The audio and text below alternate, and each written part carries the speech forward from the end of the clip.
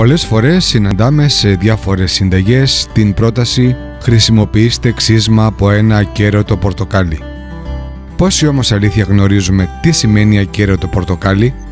Ειδικά για τους αρχάριους στην κουζίνα, είναι μία λέξη η οποία είναι παντελώς άγνωστη. Πάμε να δούμε λοιπόν τι είναι το ακέραιο πορτοκάλι.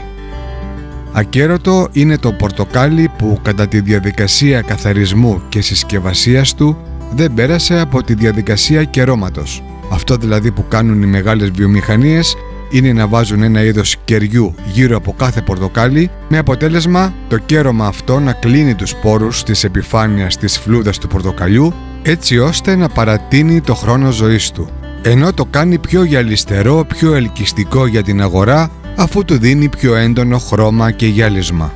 Όταν λοιπόν εννοούμε ακέραιο πορτοκάλι, εννοούμε το αυθεντικό, το γνήσιο, αυτό που δεν έχει περάσει την παραπάνω διαδικασία, έτσι ώστε να μπορούμε να το τρίψουμε και να πάρουμε όλα τα αρώματα σε μία συνταγή.